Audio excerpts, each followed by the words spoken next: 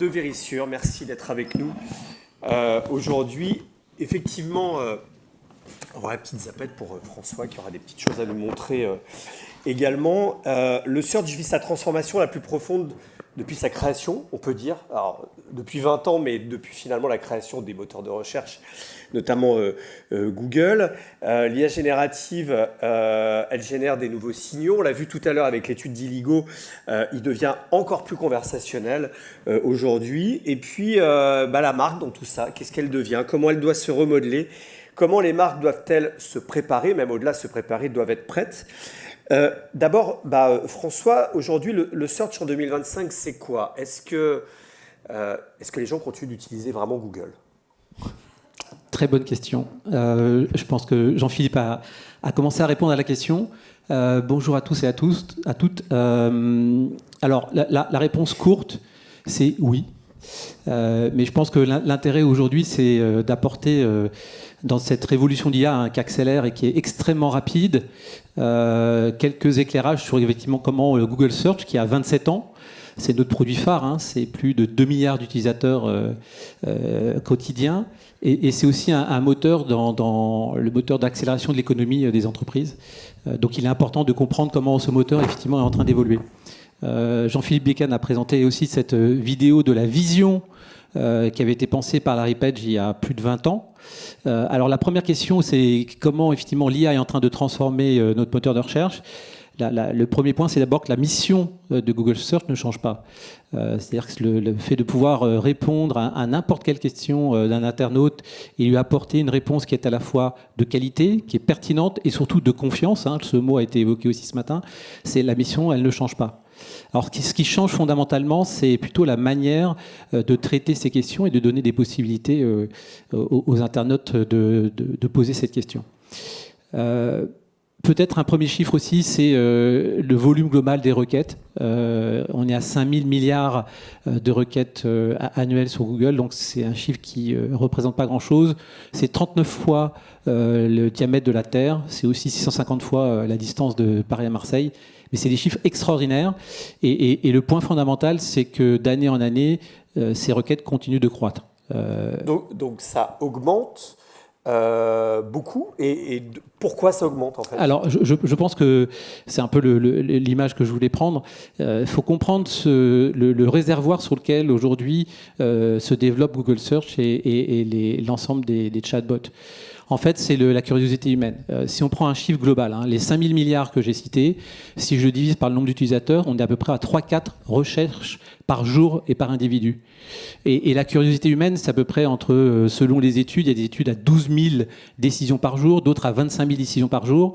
Et en fait, dès que j'ai cette curiosité qui me fait aller vers un outil, Google Search ou un autre, en fait, aujourd'hui, ce réservoir, il est infini. Donc dès qu'on fait une amélioration grâce à l'IA sur le moteur de recherche pour faciliter l'expression de cette curiosité, on capture de nouveaux usages.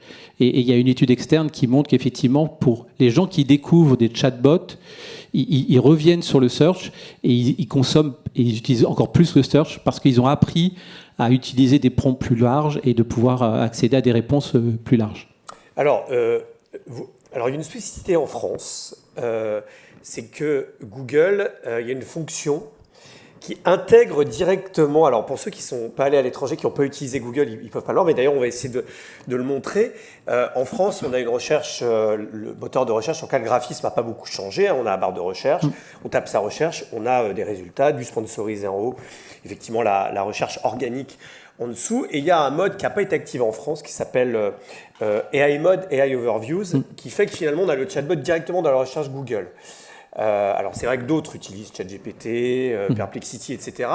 Et en fait, c'est un truc qui n'existe pas en France. Alors, pourquoi et qu'est-ce que c'est AI Overview? Alors je vais prendre un petit pas en arrière pour expliquer aussi, pour vous aider à décrypter toutes les évolutions technologiques qu'on amène sur Google Search. Elles sont de deux ordres. La première, c'est sur la manière d'interagir avec Google Search. Jean-Philippe en a parlé, et je ne vais pas y revenir. C'est donc faciliter l'accès à Google Search. Avant, on tapait son clavier, on avait cette petite boîte blanche. Et puis maintenant, je peux prendre effectivement des photos, donc c'est Google Lens dont a parlé Jean-Philippe, ou sur les jeunes, c'est le fait de, sans rentrer dans Google Search, si je suis en train de naviguer sur une application mobile ou sur un site mobile, je peux demander de l'aide à Google Search simplement en entourant avec mon doigt sur la zone qui m'intéresse. Et effectivement, ça cartonne dans la jeune génération. C'est 10% des requêtes qui commencent par Circle to Search. Alors, je ne sais pas si dans la salle, vous utilisez déjà Circle to Search. Levez la main peut-être si vous utilisez. D'accord, donc il n'y a pas beaucoup de Gen Z dans la salle, visiblement. C'est pour ça aussi que vous ne connaissez pas l'application. Non, ceci dit, blague à part, je vous conseille de le découvrir, c'est extrêmement pratique. Et c'est donc le premier axe d'évolution de Google Search, c'est vraiment de réduire l'ensemble de ces frictions qui empêchent d'utiliser finalement facilement Google Search et d'accéder et finalement d'exprimer toute sa curiosité. Donc quand vous voyez des évolutions, vous pouvez catégoriser les deux évolutions de Google Search, soit sur la manière de poser la recherche, cette recherche, et l'autre pilier d'évolution, c'est sur la manière de traiter cette question et d'y répondre. Et donc ça répond à ta deuxième question. Donc on a fait évoluer au niveau mondial, donc dans 200 pays depuis plus d'un an, ce qu'on appelle Aperçu IA en français ou AI Overviews. Alors ce n'est pas encore présent en France, mais on espère bien qu'on puisse le lancer. Pourquoi ? Alors, c'est des questions avant tout réglementaires. Hein, oui, c'est pas que vous aimez moins la France. Non. Nous, on est impatients de le lancer. Les clients internationaux sont impatients de le lancer, puisque tous ceux qui ont des activités internationales connaissent AI Overviews et savent la puissance et l'accélérateur que ça a en termes de nouveaux usages et de capacité de pouvoir être présent dans ces nouveaux usages. Je vais expliquer un petit peu, c'est important de s'arrêter quelques minutes sur AI Overviews, parce que c'est le plus gros lancement en termes de transformation de Google Search depuis 27 ans. Et c'est aussi le plus grand succès mondial en termes de lancement de produits IA. On peut comparer tous les produits IA, mais AI Overview, c'est déjà 2 milliards d'utilisateurs mensuels dans le monde. Donc il n'y a pas un seul produit IA qui a autant d'utilisation. Et le fonctionnement de AI Overviews, ça prend justement ces nouvelles requêtes, ces nouvelles recherches qui sont beaucoup plus complexes pour leur apporter une réponse qu'on avait auparavant peut-être potentiellement sur les chatbots avec un système de réponse intelligente, et on l'a importé dans Google Search. Donc quand vous posez une question qui est un peu plus large, plus complexe, vous allez avoir un composant qui va s'afficher et qui va faire une synthèse intelligente de tout ce qui existe sur le web. Donc, ce n'est pas une réponse avec simplement des liens bleus, mais ça va être une réponse qui va, en fait, être une porte d'entrée vers le web, puisqu'on va synthétiser différentes réponses, et vous allez pouvoir accéder derrière à plus de sites. On a dit que l'IA, allait, et on en parlera après, allait se faire effondrer le trafic web. Vous dites le contraire chez Google, c'est-à-dire qu'au contraire, les gens vont continuer d'aller sur des sites web. Alors, c'est un peu la crainte des médias, notamment. Ouais. Alors, effectivement, nous, ce qu'on constate, c'est que sur les pays où on a lancé AI Overviews, d'abord, on a une accélération des requêtes, puisque les gens posent une première fois une question, voient la richesse de l'IA qui enrichit la réponse et vont poser de plus en plus de questions. Aux États-Unis ou en Inde, on a le recul le plus important, parce que c'est les premiers pays où on a lancé AI Overviews, c'est 10% de croissance des requêtes en plus. Et donc ces requêtes, elles ne restent pas sur AI Overviews, puisque en fait, il faut vraiment penser à AI Overviews comme une porte d'entrée qui vient un peu filtrer ma réponse, et à chaque fois, j'ai accès à des liens derrière chaque sous-pavé. Et aujourd'hui, on envoie un trafic de meilleure qualité vers les sites, puisqu'il y a ce filtre, et on a une croissance globalement, comme je disais, du trafic au niveau mondial. Après, la réalité aussi, c'est que quand je suis un site web et que je regarde le trafic qui vient vers mon site, je suis en compétition avec les autres sites web. Donc, quand on a des réunions avec certains clients qui nous disent j'ai mon trafic de Google est en train de diminuer, la première question qu'on leur pose, c'est pas de remettre en cause Google Search, c'est de remettre en cause la qualité de leur site pour savoir est-ce qu'il a évolué pour pouvoir attirer ce nouveau trafic. Parce qu'au global, comme il y a plus de trafic, on n'est pas sur un marché à somme nulle, on est un marché qui est en expansion. Donc il y a plus de trafic qui va vers le site web aujourd'hui. Donc là, on est en train de casser toutes nos stratégies SEO, SEA qu'on pouvait avoir sur le search. avec cette intelligence artificielle, celle de Google et celle évidemment des chatbots concurrents qui doivent effectivement être vus. Et j'imagine que même sur les autres chatbots, il faut avoir la même vision en se disant mon site web a encore plus d'importance qu'avant et la qualité du contenu, elle est encore plus importante qu'avant. Alors ça, on va y revenir, mais je voudrais aussi insister sur un point, c'est il faut partir d'un paradigme qui est qu'on est sur un marché en expansion et pas sur un marché où en fait j'aurai des déplacements de part de marché d'un moteur vers un autre.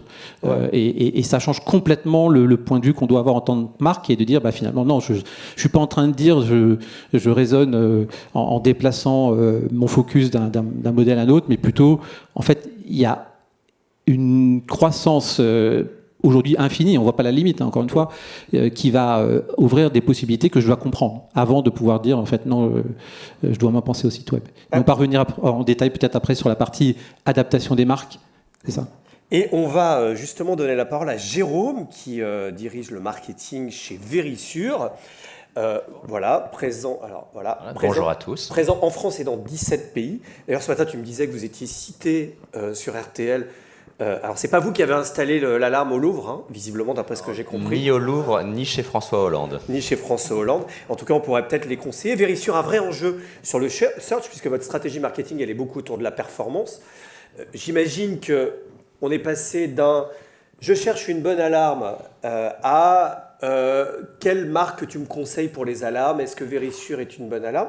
Aujourd'hui, comment cette révolution de l'IA et l'arrivée des différents chatbots LLM, ça a changé votre stratégie chez Verisure? Vous avez un modèle où vous êtes sur du e-commerce surtout, c'est-à-dire que le web, c'est votre porte d'entrée business. Alors, déjà, j'espère que vous connaissez Verisure, mais je ne sais pas si vous êtes familier avec notre business model. Et il est assez spécial parce que c'est un modèle de lead generation pur. On n'a pas de magasin physique et on n'a pas de plateforme e-commerce. Vous n'avez pas de revendeur. Exactement. Et même pas un site e-commerce sur lequel on peut acheter. On crée le besoin dans les grands médias et ensuite on va transformer ce besoin avec un lead sur une plateforme online. Et dans ce contexte, le search, il est critique. Aujourd'hui, le SEO, le SIS, ça représente plus de 50% des leads qu'on va créer pour la marque Verisure. Et ce sont les leads les plus qualitatifs, c'est-à-dire les leads les plus chauds et ceux qui vont convertir le mieux en vente. Donc aujourd'hui, on a un paradigme qu'on maîtrise, qui est celui du SEO, du SIA, et il a beaucoup changé. Il a beaucoup changé sur les 3, 4, 5 dernières années. Juste pour vous donner 2 exemples, sur la partie SEO, il y a 7 ans, le site Verisure, c'était 70 pages. Aujourd'hui, c'est 700 pages. Pourquoi? Parce qu'on a un virage éditorial très fort pour capter toutes les requêtes possibles, qu'elles soient des requêtes de marque ou des requêtes catégorielles. Et on fait des dizaines et des dizaines de brand linking avec d'autres sites de référence pour aussi travailler cette autorité et cette crédibilité avec des sources externes. Sur le SIA, il y a 5 ans, on était sur une stratégie de volume. On allait se positionner sur toutes les requêtes. Sauf qu'il y a de plus en plus de concurrence, les coûts par clic ont aussi augmenté. On est aujourd'hui sur un pilotage à la valeur. Et ce pilotage à la valeur, il est lié aussi à la transformation de Google. On met à disposition notre data propriétaire au serveur Google pour aller vraiment capter les prospects les plus appétants pour notre marque. On va leur donner des informations de comportement sur notre site, mais aussi qui va créer un lead, qui va voir un expert sécurité et qui va convertir. Et toute cette information est utilisée par la plateforme Google pour nous positionner sur les bons prospects. Et on passe vraiment à un shift culturel du volume au pilotage à la valeur et de capturer vraiment le prospect le plus chaud potentiel pour Verisure. Alors, ça veut dire qu'il faut travailler la notoriété de Verisure. Ouais. Alors ça, c'est pour ça que vous continuez dans le mix média à faire de la télé. Exactement. Ça ne veut pas dire qu'il faut tout mettre chez Google. D'ailleurs, je ne crois pas que c'est ce que vous conseillez. Le mix média, il est encore plus important avec justement la GenAI. Il y a la montée de la pression concurrentielle, le brand jacking dont on parle souvent, c'est-à-dire Carglass d'ailleurs, on a fait des pubs très célèbres. Une de ces pubs, c'est-à-dire quand je tape Verisure, est-ce que j'ai pas de mes concurrents? Et ça, effectivement. Et puis la transformation de Google, plus de formats. Comment vous êtes transformé en interne, justement, pour vous adapter à tout ça? On s'est transformé à la fois sur la stratégie éditoriale de notre site et ce que je disais, on est vraiment passé à un pilotage à la valeur. Et ça, j'ai envie de dire, c'est le monde d'aujourd'hui. Mais le monde d'aujourd'hui, il change vite. Parce que vous l'avez dit en introduction, Verisure, c'est présent dans 17 pays. Et dans ce deuxième trimestre 2025, il y a eu dans beaucoup de pays du monde ce virage des solutions Google avec l'apparition d'AI Overview et AI Mode. Et ce qui est vrai, c'est que la réalité, elle a changé. Elle a changé pour mes homologues. Et donc, je vis ça, on va dire, à distance et par correspondance. Mais si je dois un peu synthétiser ce qu'ils ont vécu, c'est, à très court terme, une baisse du nombre de clics. Donc, pourquoi ? Parce que, en fait, c'est AI Mode, AI Overview, c'est du zéro-click search. Vous avez déjà une réponse instantanée. Et peut-être que ces réponses vous suffisent et vous n'allez pas forcément faire le clic supplémentaire pour aller sur le site de la marque. Ça, c'est l'effet très, très court terme. Le deuxième effet, les pays qui ne maîtrisaient pas leur stratégie de contenu, ils ont eu des très mauvaises surprises. Je vous donne un exemple. La première requête de la catégorie, c'est Verisure. La deuxième requête, c'est Alarme Maison. La troisième requête, c'est Verisure Prix. Si vous ne maîtrisez pas votre stratégie de contenu sur Verisure sur Prix, AI Overview, AI Mode va aller prendre l'information sur une autre source. C'est-à-dire, Verisure est beaucoup plus cher que les autres sur un magazine, et là, cata pour vous. Donc, hyper important de maîtriser sa stratégie, on va dire, de contenu, et pour que, entre guillemets, elle soit facilement d'accès pour tous les moteurs LLM. On a vu aussi une certaine instabilité, c'est-à-dire Jérôme fait une requête, mais Nina en Espagne fait une autre requête et son collègue fait une requête en fonction de qui fait la requête, de l'utilisateur, de la localisation, des mots utilisés. Le résultat va être différent. Donc il y a une certaine volatilité. Et cette volatilité, elle est potentiellement inquiétante, mais c'est aussi une opportunité parce qu'en modifiant son contenu, on arrive à modifier assez facilement, on s'est rendu compte dans ces premières semaines, ces premiers mois, le résultat de la requête. Donc par exemple, Verisure Prix, on a modifié les stratégies de contenu en Italie et assez rapidement, on avait la bonne information qui était divulguée aux prospects. Et juste aussi pour rassurer, c'est le deuxième trimestre a été un petit peu chahuté avec beaucoup de changements. Maintenant, troisième trimestre, quatrième trimestre, on part à nouveau sur des dynamiques de toujours plus de leads sur la plateforme Google. Pourquoi ? Parce qu'il y a une primauté à la marque référence, à la marque forte, à un contenu qui est crédible et structuré. Et donc, si vous mettez en place les bonnes pratiques, eh ben, entre guillemets, vous allez être aussi celui qui va être mis en valeur de façon, entre guillemets, un peu privilégiée par le LLM. Et ça peut être aussi une stratégie pour mieux ressortir, donc se différencier. L'IA vous permet de vendre des alarmes. Aujourd'hui, vous arrivez à le traquer par rapport à la recherche Google. Je parle de la France notamment. Ouais, alors, ce qu'on voit déjà, c'est, et ça c'est plutôt comment on appréhende le changement. En tout cas, moi, la façon dont j'appréhende le changement pour mes équipes, c'est refocus sur la stratégie de contenu. Hyper important. Être très clair sur quelles sont les questions clés, à la fois sur du Google, mais aussi sur les autres plateformes LLM. Donc ça passe par du panel consommateur en disant finalement qu'est-ce qui vous a amené ou de l'information qui est déjà disponible à travers les différentes consoles, mais bien repartir de quelle est la recherche du consommateur et non pas ce que j'idéalise de la recherche du consommateur. Avant, le consommateur allait faire une requête, mais c'est moi qui maîtrisais l'ADS que je mettais et c'est moi qui maîtrisais le contenu de la page. Donc, entre guillemets, je pouvais biaiser, influencer. Aujourd'hui, c'est le LLM qui va le faire pour moi et il va le faire de façon hyper neutre. Donc il y a cette humilité et cette stratégie de contenu qui doit être hyper cohérente et hyper claire. Et la deuxième chose que je dirais, et j'ai bien aimé dans l'intervention précédente, d'expérimenter. Aujourd'hui, on n'a pas AI Mode, on n'a pas AI Overview, mais mes équipes, quasiment toutes les semaines, elles se connectent via un VPN d'un autre pays. Et on fait des simulations pour voir sur Verisure France, on fait les requêtes et on voit quelle est l'expérience potentielle d'un prospect ou le jour où AI Overview, AI Mode sera disponible. Et en fait, on fait les changements en fonction et on voit que les changements ont des résultats sur ce qui est mis en avant dans les LLM. Ce que je retiens, c'est que l'autorité de la marque, elle est encore plus importante qu'avant avec les LLM, effectivement. Aujourd'hui, justement, comment on la travaille, cette autorité de la marque ? Alors c'est pas uniquement que sur Google, hein, c'est le mix média qui doit être encore plus précis, c'est ça ? Je pense que je voudrais souligner effectivement 2-3 points qui ont été dits qui sont extrêmement importants. Le premier, c'est qu'effectivement, il y a cette perception que le trafic baisse alors qu'en fait, il va réaugmenter derrière. Et pourquoi il est en train de réaugmenter ? Parce que si on parlait des 10% de croissance de queries qu'on voit au global, c'est pas exactement les mêmes queries. Elles sont plus longues. Celles de plus de 8 mots, par exemple, dans le domaine de la banque, croissent de 23%. Elles sont plus complexes, c'est-à-dire que les gens mettent de plus en plus d'éléments de contexte. Ils ne disent pas simplement « je veux une assurance ». En fait, c'est « je veux une assurance pour mon fils qui est en train de déménager à Lyon, mais en fait, il a un prêt étudiant ». Donc, ils mettent tout un tas d'éléments et elles sont aussi plus exploratoires. C'est-à-dire que les gens prennent l'habitude d'utiliser, non pas pour avoir une réponse très proche de l'intention d'achat, mais beaucoup plus en amont.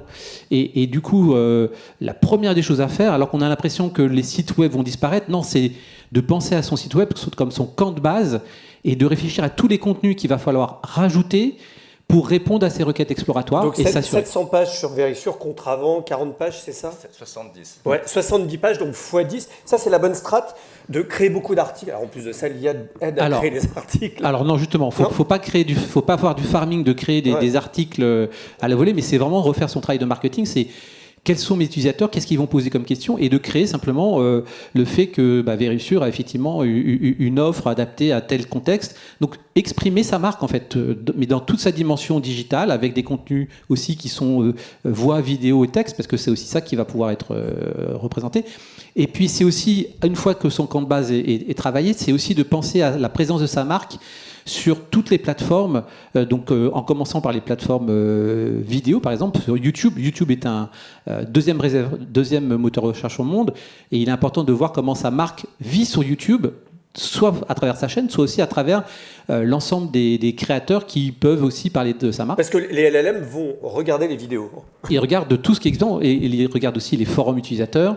Ils regardent, et je donnerai aussi l'exemple très concret qui peut paraître assez éloigné, mais c'est tout ce qui se passe dans le monde physique au niveau d'une marque doit être aussi traduit dans le monde digital. Exemple concret, vous faites un communiqué de presse, vous faites un événement physique comme aujourd'hui, il faut s'assurer que cette information-là, elle remonte dans le digital pour que la réponse que vous faites à la question sur AI Overviews ou AI Mode, elle puisse être nourrie aussi de ces éléments offline, entre guillemets, pour la partie digitale. La création de contenu, les créateurs de contenu, la vidéo, alors vous avez d'ailleurs des personnalités, Stéphane Rothenberg, qui est une personnalité de la télé, tout ça, ça aide effectivement au final à faire venir des gens j'imagine que oui. Oui. Et je pense qu'il est très important, c'est évidemment, c'est une source de contenu supplémentaire, mais c'est aussi un signal de popularité. Et les LLM font vraiment confiance à la crédibilité, à la fiabilité de l'information. Donc une vidéo qui va être vue avec beaucoup de likes, beaucoup de commentaires, va être quelque chose qui peut aussi avoir du poids dans le résultat des LLM. Et nous, on aime faire cette petite expérimentation, se connecter des US. On voit déjà dans du AI Mode aux US, il y a des propositions de vidéos qui sont intégrées dans la proposition de recherche. Donc c'est très très important de travailler ce contenu vidéo. Et en plus, avec la Gen AI, on peut aussi créer maintenant plus de vidéos et des vidéos très qualitatives. Donc du coup, quand RTL fait la blague avec Vérissure ce matin, c'est bon pour l'autorité de la marque. Exactement. Ouais. Parce que ça va remonter dans le podcast et donc ça va remonter sur aussi la capacité d'analyser cette information-là. On va arriver au bout de la table ronde. Peut-être un mot de Gemini 3, qui est le nouveau moteur de recherche, d'ailleurs qui fait peur à ChatGPT. C'est ce qu'on voit lire. Justement, et puis je voulais t'interroger, parce qu'il y a une info qui est tombée hier chez mes confrères d'Adweek aux US, comme quoi vous alliez proposer maintenant, en tout cas de la publicité sur Gemini. Je pense que ça, c'est la prochaine étape. Alors, concrètement, pour répondre à cette question directement, non, c'est des informations erronées. Il n'est pas du tout prévu d'avoir la publicité sur Gemini, le chatbot aujourd'hui. C'est un produit différent. On a Google Search qui, lui, au contraire, effectivement, s'appuie sur un modèle publicitaire. Et il y a de la publicité dans AI Overviews. Et on peut déjà être présent grâce aux produits Google. Et pour répondre à Gemini 3, alors, c'est effectivement sur notre modèle. Faut savoir que le premier modèle, c'était il y a 2 ans. Gemini 1, puis de Gemini 2.5, donc on est à Gemini 3. Donc en l'espace de 2 ans, il se passait beaucoup de choses. Et en fait, c'est le chemin vers la 3e étape du moteur de recherche. Là, je vous ai parlé d'un moteur de recherche qui passait d'un moteur d'information à un moteur d'intelligence. On vient comprendre la requête et apporter une réponse intelligente. La 3e étape, c'est d'aller vers un moteur d'action. Donc c'est le modèle, on peut appeler ça l'agentique. Donc c'est la capacité de proposer à un internaute, quand il pose une requête, aussi d'agir. Donc il y a 2 façons d'agir. Donc un premier exemple, c'est ce qui existe avec AI Mode déjà dans les autres pays. C'est non seulement je peux répondre avec une réponse intelligente, je peux être dans un modèle conversationnel, mais je peux aussi avoir une action. C'est-à-dire qu'avec Gemini 3, par exemple, si je pose la question sur des prêts bancaires, il va me proposer que dans ma réponse, une calculette, que je pourrais utiliser pour pouvoir taper directement dans Google Search mes différents prêts sans avoir à sortir de Google Search. Donc on est dans une réponse d'action. Et l'étape suivante, c'est aussi l'action où je peux demander à Google Search et donc c'est des expérimentations aux États-Unis. Donc là, vous avez Call for Me. Donc c'est par exemple au moment de Noël, je veux savoir si une guitare très spécifique est disponible dans un magasin physique autour de moi.